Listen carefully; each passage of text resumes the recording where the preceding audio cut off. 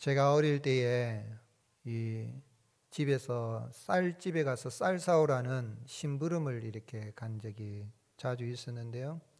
근데 쌀집에 가서 보면 어떤 집에는 쌀을 대박에다가 되를 데워주는데 싹 밀지 않고 끝에 살짝 쌀을 남겨놓는 집이 있어요. 그리고 어떤 집에 가면은 싹 밀어버리는 집이 있어요. 어느 집에 가겠습니까? 예, 끝에 조금 남겨놓은 집이 그렇죠. 근데 어느 집이 잘 되겠습니까? 끝에 그 조금 남겨놓은 그 쌀집이 잘 되는 것을 어릴 때 봤어요.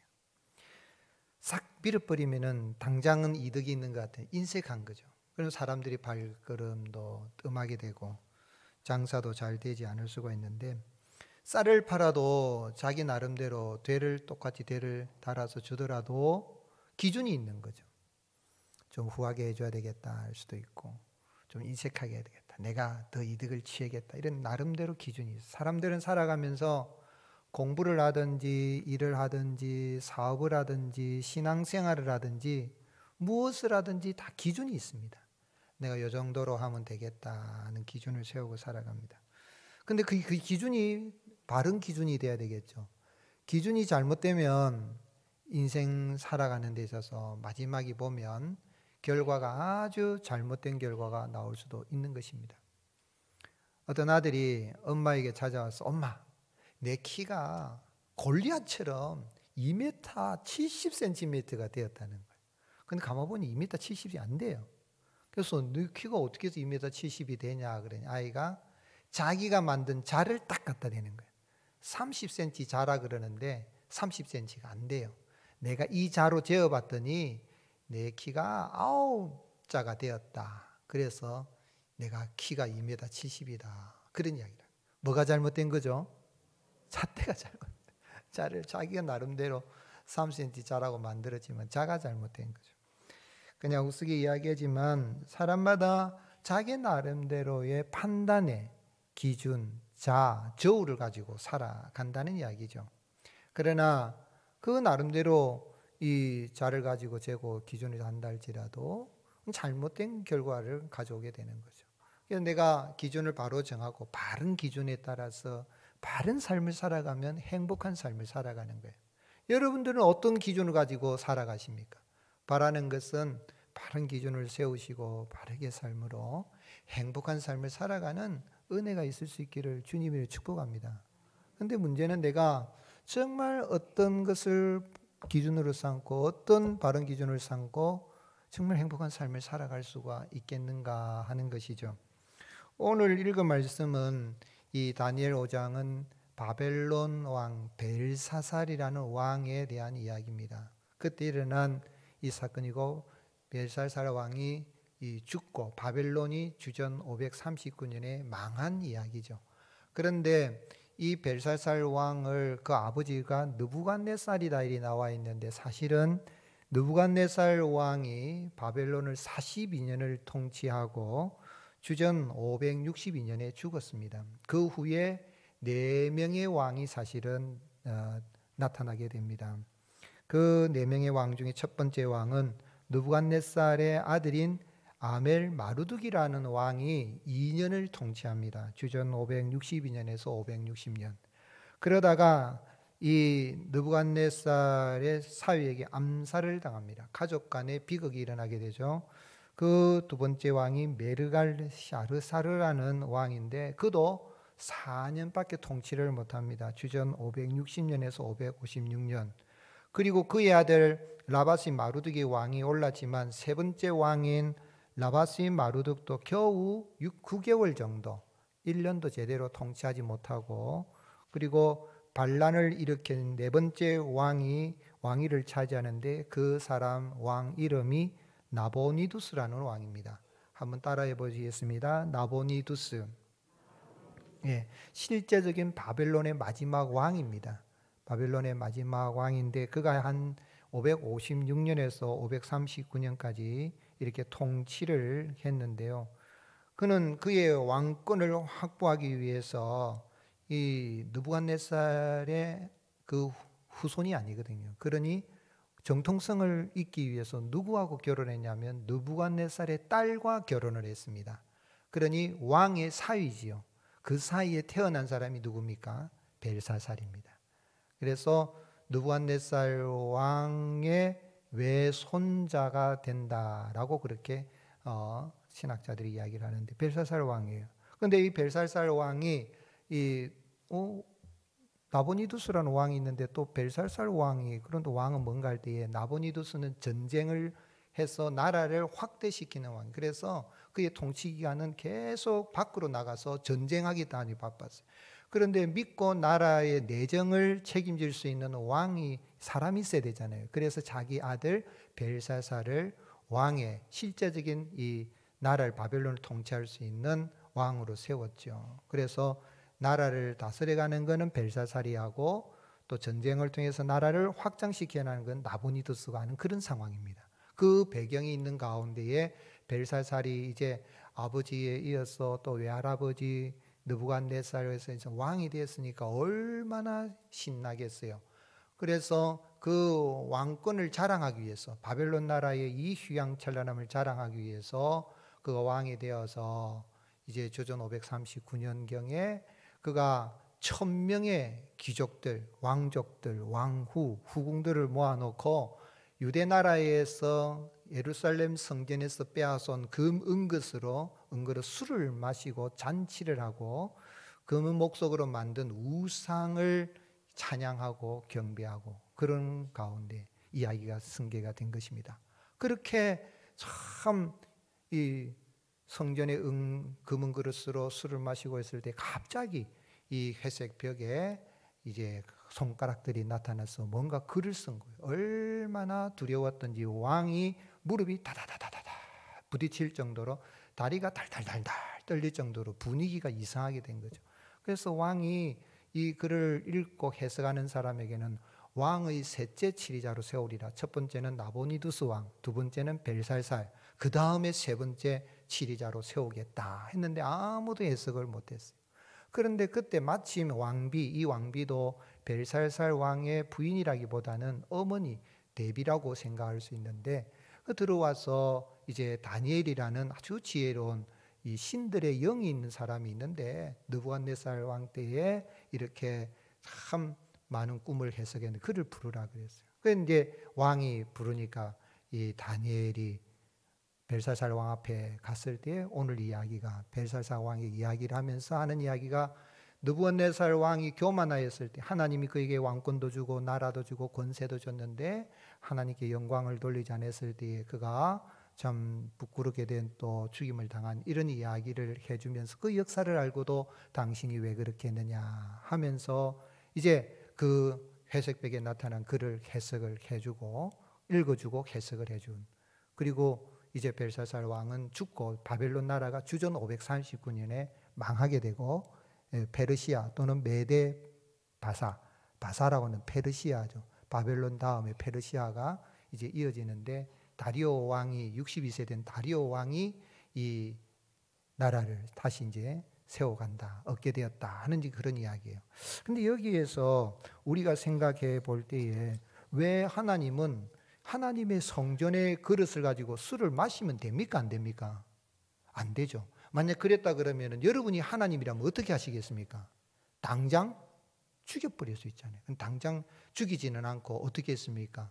술 마시는 자리에 손가락들이 나타나서 글을 써서 이렇게 하십니다.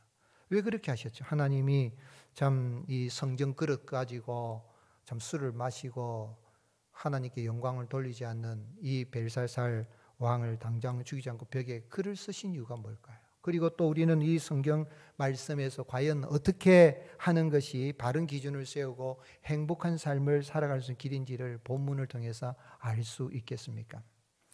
하나님께서 하나님의 성전의 그릇으로 술을 마시고 우상을 숭배한 벨사살 당장 죽이지 않고 손가락이나 글을 쓰게 하신 그것은 뭐냐면, 그 이유는 여호와 하나님께서 인생의 모든 길을 주장하시고 하나님은 겸손한 자에게 은혜를 베푸시는 분이라는 것을 알게 하기 위함인 것입니다.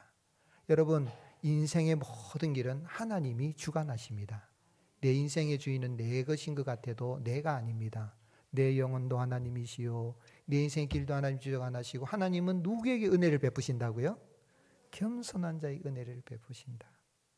그러면서 이제 그걸 알게 하기 위해서 다니엘을 통하여서 그 글이 무슨 글인지도 알려주시고 뜻까지도 하나님이 말씀을 다니엘 통해서 가르쳐 주신 것이죠. 그 글이 뭡니까? 25절에 기록된 글자는 이것이니 메네 메네 데겔 우 바르시니다. 이렇게 이런 글자이고 그 뜻은 26절에 그 글을 해석하건대 메네는 하나님이 이미 왕의 나라의 시대를 세워서 그것을 끝나게 하셨다며 데겔은 왕을 저울에 달아보니 부족함이 보였담입니다 라고 해석을 해줬어요. 이 메네라는 것은 문화, 여러분 문화라는 말 들어봤죠?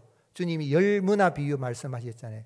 그러니까 어떤 돈의 무게를 나타내는 그런 것을 나타내는데 이 문화라는 건 그 무게를 나타내는 단위이기도 하지만 이게 동사로 하면은 메네 발음이 그렇죠. 그래서 무게를 달아봤다 하는데 그 메네 그다음에 데겔은 세겔 하나님 앞에 성전에 바치는 그 돈의 단위는 세겔입니다. 세겔.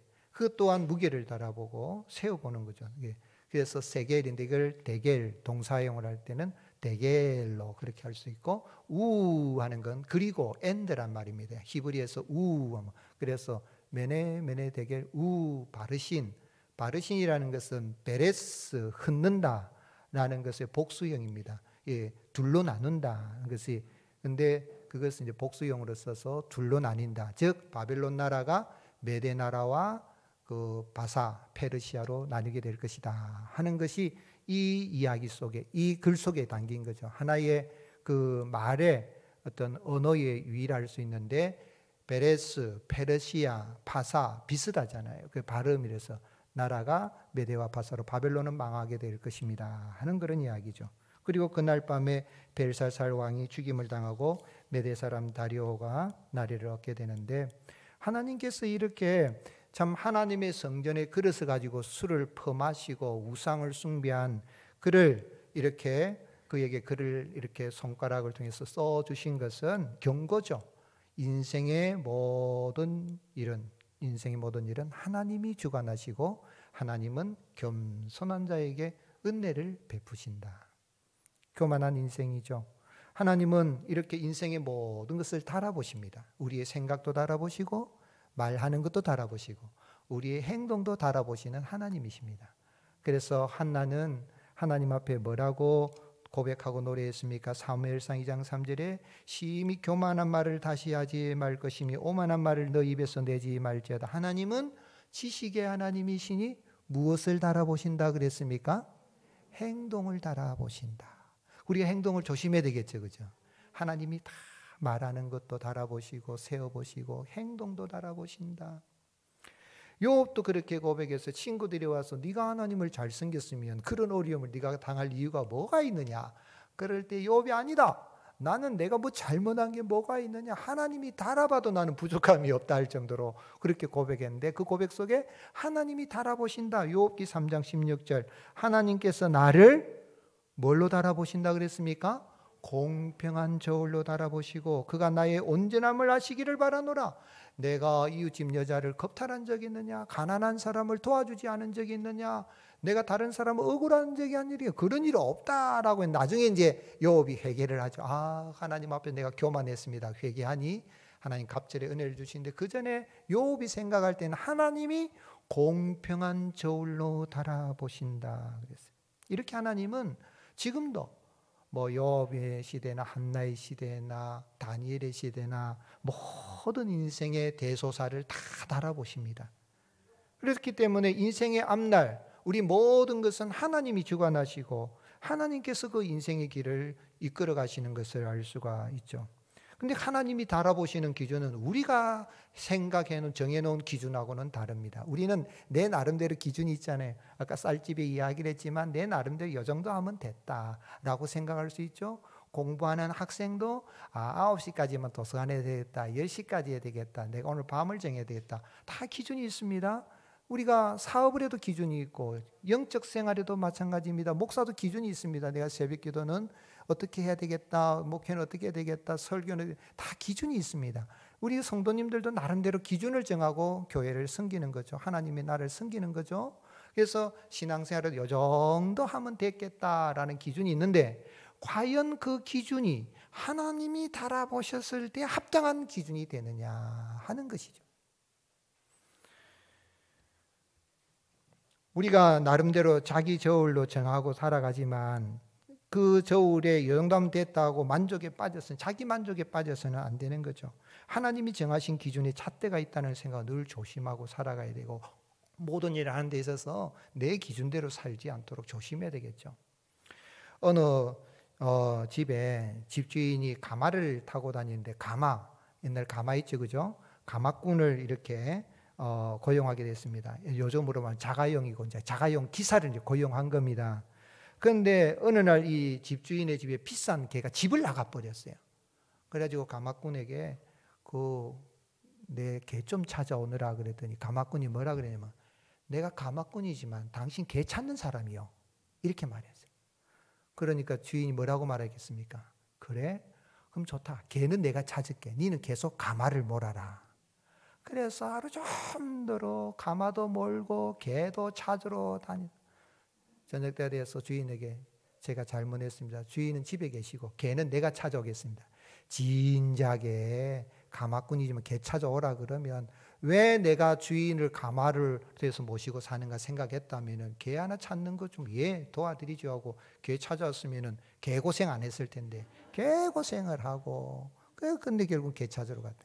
그냥 하나의 스토리지만은요, 오늘 여러분, 사람들이 일을 해도 내가 이 정도로 했으면 됐다, 더 이상은 안 한다라고 생각하는 사람들이 있는데 그렇지 않아요. 회사 생활도 마찬가지죠. 내가 직장 생활하는데 그래서 더 이상은 안 합니다. 그건 내 부서가 아닙니다. 이렇게 이야기해 보세요. 그건 될 것 같지만 아니라는 겁니다. 오늘 여러분 이 세상에 살아가는데 내 기준이지만 하나님이 우리 인간의 기준하고 다른 하나님이 정해놓으신 기준이 있는데, 하나님이 정해주신 기준에 따라서 무게를 달아보고 그 수를 세하려 보면 하나님 앞에 옳다 할 사람이 있겠습니까? 한 사람도 옳다 할 사람 없을 겁니다. 다 그 죄에 대해서 하나님 평가를 내리신다면 다 지옥에 가도 할 말이 없는 게 우리 인생이죠. 제가 이집트에 이렇게 여행을 와서 이렇게 뭐 물건 파는데 또는 박물관에 이렇게 가보니까 이집트 사람들은 사후 세계에 대해서 굉장히 두려워하는 마음을 가지고 있어요. 어떤 생각을 가지고 있냐면, 그들은 인샬라 알라의 뜻이다 그러면서 그저 주는 대로 할 수 있는 대로 죄를 안 짓고 살려고 참 사람들이 순박하더래요. 그런데 그 사후 세계에 있냐면, 사후 세계에 가면은 저승에 있는 다스리는 신인데, 오시리스라는 신이 이게 사후 사람들이 죽어서 오게 되면은 이래 천국으로 가느냐, 영생으로 가느냐, 영멸로 지옥으로 가느냐는 그 기준을 있는데, 그거 이제 달아보는데 뭐를 달아보냐, 그 사람이 죄를 달아보는 거예요. 그 죄를 달아보는 거는 그 사람이 심장을 꺼내 가지고 이제 저울이 있는데 저울 앞에 딱 그 사람이 심장도 올려놓고 한쪽에는 뭐를 올려놓겠습니까? 깃털, 새 깃털을 딱 얹어놔서 이 심장의 무게가 깃털보다 무거우면 어디로 가는 겁니까? 지옥에 가고, 가벼우면 영생으로 천국으로 간다. 그런 이제 이야기예요.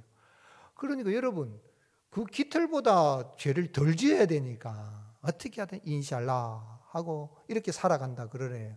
그런데 여러분, 정말 우리 죄를 달아봤을 때에 깃털보다도 내가 더 가볍다고 말할 사람이 누가 있겠어요? 하나의 이집트의 사후세계의 설화하고 이야기했지만은, 그런데 정말 하나님이 우리의 죄를 달아보신다면 하나님 앞에 나는 옳다 할 인생이 한 사람도 없고, 아무 일을 하지 않아도 평생에 내가 하는 일은 죄를 짓다가 지옥에 던져도 할 말 없는 게 우리 인생이죠. 그렇다면 우리의 길을 주관하시고 겸손한 자의 은혜 베푸신 하나님 앞에 옳다고 인정받을 수 있는 길이 뭐겠습니까? 부족한 인생, 하나님이 매네 대결 세워보고 하면 다 부족한 인생인데, 하나님 앞에서 옳다고 부족함이 없다고 하기 위해서 친히 하나님이 사람이 되셔서 이 땅에 오셨습니다. 그분이 누구십니까? 그분이 우리 구주 예수 그리스도이십니다. 이 세상의 모든 인생은 자기가 정해놓은 기준에 따라 자기 영광을 위해서 살아가지만, 교만 방자하게 살아가지만, 예수님은 이 세상의 완전한 하나님이심과 동시에 완전한 사람으로서 친히 뭐라고 말씀하셨습니까? 마태복음 11장 28절에 수고하고 무거운 짐진 자들아 다 내게로 오라, 내가 너희를 쉬게 하리라. 나는 마음이 온유하고 겸손하니 나의 멍에를 보고 내게 메우라. 그리하면 너희 마음이 쉼을 얻으리니 이는 내 멍에는 쉽고 내 짐은 가벼움이라 그랬어요. 근데 사실은 잘 생각해 보면 여러분, 제가 여러분 정 목사가 얼마나 온유하고 겸손한지 모릅니다. 여러분 뭐라 그랬어요? 진짜 교만 방자네라고 말할 거예요. 인생 가운데 누가 내가 겸손하고 온유한 사람 말할 사람 없죠. 그러나 완전하신 하나님, 죄가 없인 완전한 사람이신 예수님은 친히 모든 인생들이 하나님 앞에서도 하나님이 달아보시는 하나님 앞에도 부족함이 없도록 해서 완전한 온유함과 겸손함을 가지신 분이기에 그렇게 선언하신 것입니다. 그 주님을 믿으면 하나님 앞에서 진정한 온유한 자로, 겸손한 자로 거듭나게 되고 하나님의 복을 받아 누리게 되는 것입니다. 그것이 구원입니다. 그래서 우리 주님은 우리를 세어보시고 달아보시는 하나님 앞에 부족함이 보이지 않도록 하기 위해서 친히 십자가에서 당신의 몸을 화목제물로, 대속제물로, 속죄제물로 주신 것입니다. 마태복음 20장 28절에 인자가 온 것은 섬김을 받으려 함이 아니라 도리어 섬기려 하고 자기 목숨을 어떻게 해요? 많은 사람의 대속물로 주려 함이니라. 오늘 여러분, 나는 부족해요. 하나님이 달아보면 부족한 정도가 아니지요. 마이너스 부족한 정도가 아니라 제로 상태가 아니라 마이너스 지옥에 던져도 할 말이 없는 인생이에요. 그런데 주님이 대신하여 죽으시고 온유하고 겸손하신 그 예수님, 우리의 모든 구원을, 죄를 없애하시고 허물을 없애하시고 하나님이 달아보셔도 부족함이 배지 않도록 우리를 의로운 존재로 세워주신 그 은혜, 예수 그리스도를 믿으면 그 은혜를 누리게 되는 것입니다. 오늘 이 아침에 오신 여러분 가운데 한 사람도 예수님을 거부하지 마시고 예수 그리스도를 구주로 영접하여 하나님이 달아보시고 세워보다도 하나님 앞에서 옳다 인정함을 받는 구원의 즐거움 속에 살아갈 수 있기를 주님의 이름으로 축복합니다. 그래서 예수님의 제자 베드로는 뭐라고 이야기했습니까? 베드로는 1장 18절에 너희가 알거니와 너희 조상이 물려준 헛된 행실에서 대속함을 받은 것은 은이나 금같이 없어질 것으로 된 것이 아니라 어떻게 해요? 오직 흠없고 점없는 어린 양 같은 그리스도의 보배로운 피로 된 것이니라. 아멘. 우리가 이 세상에 떠나고 주님 예비하신 그 하늘나라에 들어갈 때도 우리는 예수님의 보혈에 의지하여서 부족함이 배지 않고 주님이 달아보셔도 주님의 보혈로 깨끗하게 되어서 그 나라에 들어가게 되는 것입니다. 그렇게 의롭게 우리를 구원하신 주님의 은혜를 인해서 날마다 감사 찬송하며 살아가는 저와 여러분이 되시기를 예수님의 이름으로 축복합니다.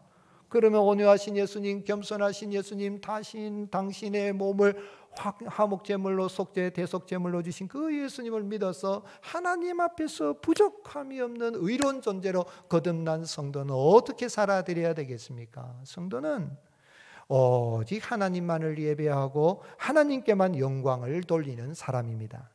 여러분, 누구에게만 영광을 돌린다고요? 오직 하나님께만 영광.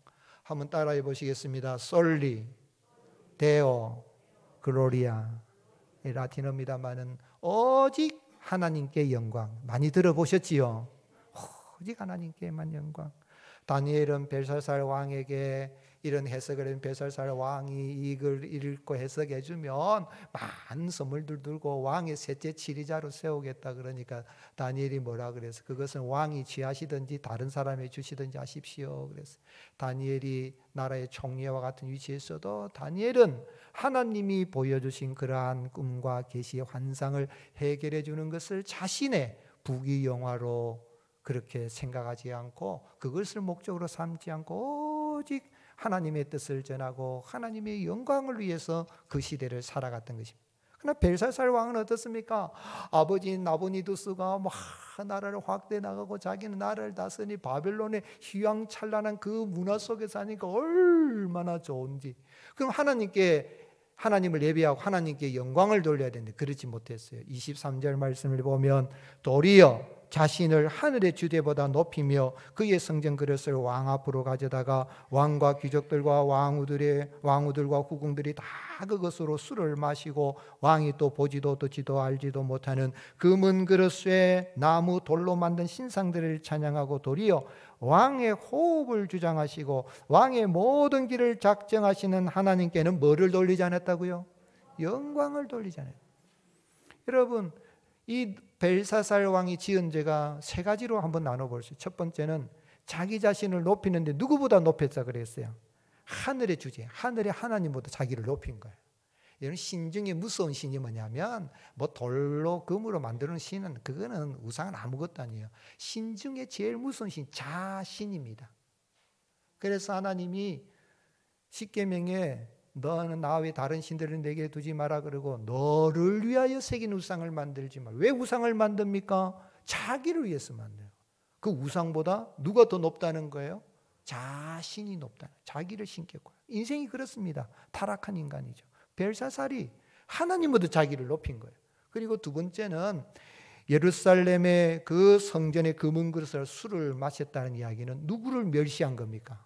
하나님을 멸시한 거예요. 하나님 없는 사람들은요, 하나님 알기를, 예수님 알기를 이상하게 알고 막 대적을 하는데 이 벨사살이 그런 하나님을 멸시하고 그런 죄를 지었을 뿐만 아니라 세 번째 죄는 뭡니까? 말하지도 못하는 금은 구리수의 나무 돌로 만든 신상들, 즉 우상들을 찬양하고 경배하여 우상 숭배의 죄를 지은 거예요. 죄 중에서 하나님이 가장 싫어하는 죄가 뭐냐면 우상 숭배입니다. 불신앙의 죄입니다. 그래서 1계명의 4계명은 하나님과의 관계인데 우상 숭배하는 죄는 하나님은 모든 이 불신앙으로부터 오는 죄에 대해서 하나님 끝까지 추적하시는데 벨사살이 그렇게 죄를 지은 거예요. 하나님은 이 사건을 통해서 찬양과 경배와 영광 받으시기 원하시는 분이 우리 여호와 하나님이신 것을 나타낸 것입니다. 우리 그리스도인들은 인생을 달아보시고 헤아리고 헤아리시는 하나님을 의식하고 우리를 하나님 앞에 부족함이 없도록 의론자로 세우시기 위해서 예수 그리스도의 대속의 은혜를 받았다면 얼마나 하나님을 예배하고 하나님만을 예배하고 하나님께만 영광을 돌리며 살아가야 되겠습니까? 바라는 것은 하나님, 나 같은 죄인을 구원해 주신 하나님, 하나님의 형상을 따라 회복되게 해주신 하나님, 그 하나님께 감사하고 하나님께만 영광을 돌리고 살아가는 은혜가 있을 수 있기를 주님의 이름 축복합니다. 그래서 시인이 시편 49편에 뭐라고 했냐면 시편 49편을 자세히 보면요, 어떤 이야기냐면 인간은 하나님의 형상을 따라 지음받았다는 거예요. 그런데 그걸 잘 알지 못하고 인간이 우상 숭배하고 하나님께 감사하지도 살아가면 그 멸망하는 짐승과 같아 그랬어요. 시편 49편 12절에 사람은 종교 하나 장구하지 못하며 멸망하는 짐승과 같다 그랬어요.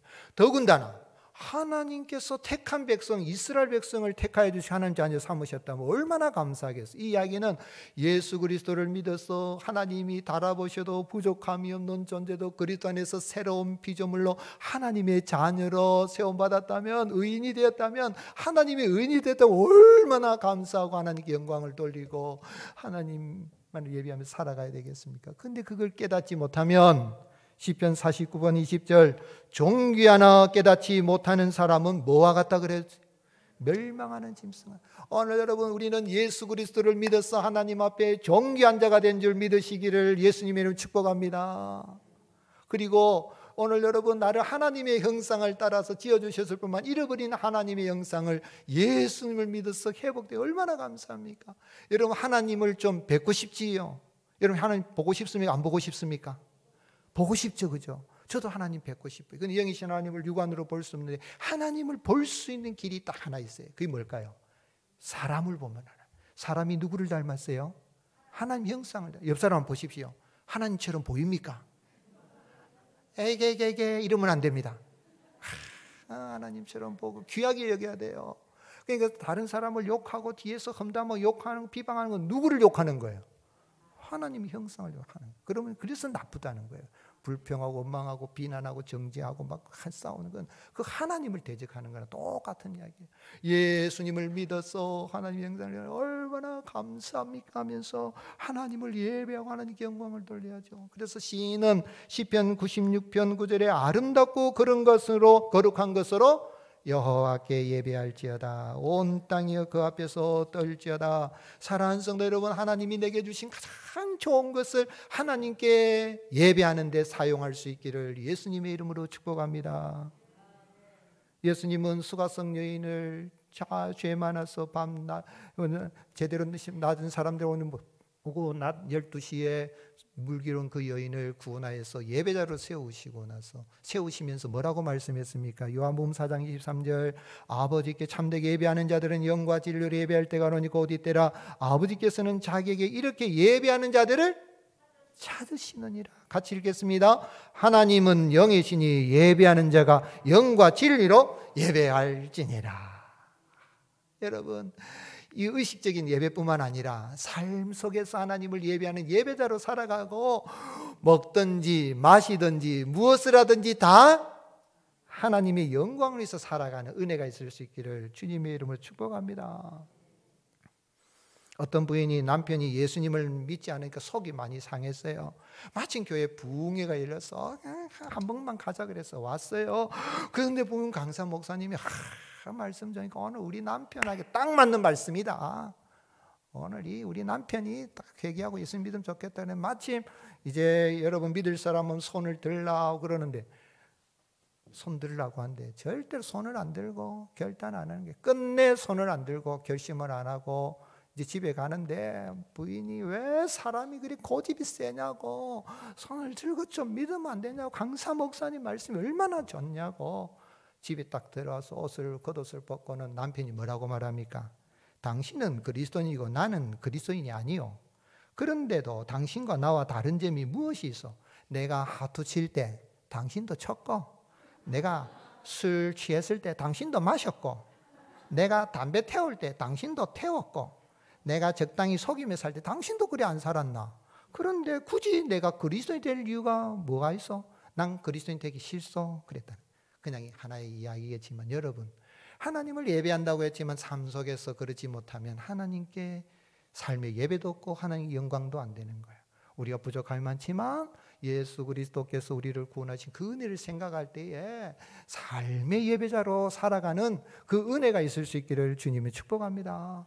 삶 속에서 세상 사람의 영광보다 하나님의 영광을 구하는 그런 사람이 바로 그리스도인인 거죠. 우리 예수님이 38년 된 병자를 이렇게 고쳐주셨는데 예수님을 믿지 않고 대적하는 유대인들이 막 대적하는 예수님 뭐라고 말씀했습니까? 요한복음 5장 44절에 너희가 서로 영광을 취하고 유일하신 하나님께로부터 오는 영광은 구하지 아니하니 어찌 나를 믿을 수 있느냐? 오늘 여러분 예수님을 믿는 데서 오직 하나님께만 예배를 드리고 하나님께만 영광을 돌리는 솔리데오 글로리아의 삶을 살아갈 수 있기를 주님이 축복합니다. 2024년을 바라보면서 23년을 바라보고 교회를 섬기기 위해서 사역지원서를 이제 제가 설교 마치면 작정하려고 하는데요. 여러분 하나님이 내게 주신 은사를 생각해 보세요. 어떤 은사를 주셨는가? 그 은사를 나를 위해 쓰지 말고 하나님을 예배하는 데 쓸 수 있기를 바랍니다. 하나님의 영광을 위해서 사용할 수 있기를 바랍니다. 교회에 다니면서 시험 당하고 상처받던 사람들이 들어있어요. 그런데 그 사람들의 공통점이 하나 있는데 뭐냐면 교회에 와서 내가 어떤 부스를 어떤 일을 하든지 오직 영광은 누구에게만 돌리는 거예요? 하나님께만 영광을 돌려야 되는데 그게 아니고 나는 뭔데 왜 안 알아주는데 하는 그런 자존심, 섭섭한 마음 때문에 시험을 들고 마음에 상처받는 경우가 많은 것을 볼 수 있습니다. 물론 교회는 헌신하고 섬기는 분들이 수고를 잘 알아주고 귀히 여기게 됩니다. 그러나 내가 교회에서 섬기고 봉사할 때 사람들이 알아주지 않고 교회마저도 알아주지 않고 목사도 좀 안 알아주는 것 같고 그런다 할지라도 누구는 아십니까? 하나님은 아시고 누구만 영광 받으면 됩니까? 하나님만 영광 받으면 됩니다. 하고 나가면 하나님께서 그 가는 길도 하나님이 영광스럽게 열어주시는 은혜도 베풀어 주십니다. 그러므로 우리가 불러야 노래는 찬송가 323장 부름받아 나서니 몸 어디든지 가오리라. 그죠? 아골골짝 빈들에도 가오리다. 3절에 뭐라고 했습니까? 존귀 영광 모든 권세 주님 홀로 받으소서. 멸시천대 십자가는 누가요? 누가요? 내 가지고. 존귀 영광 모든 권세 주님 홀로 받으소서. 멸시천대 십자가는 제가 지고 가오리니. 이렇게 노래하면 시험될 일이 없는 거예요. 아멘이십니까? 이름 없이 빚도 없이 감사하며 섬기겠다는 고백이 저와 여러분의 고백이 될 수 있기를 주님의 이름으로 축복합니다. 그렇게 나가면 하늘의 영광 노래하며 나갈 때 하나님이 우리의 가는 길도 영광스럽게 하시고, 다니엘을 영광스럽게 하신 주님은 여전히 그의 백성들의 가는 길을 영광스럽게 해주시는 은혜가 임하게 되는 것입니다.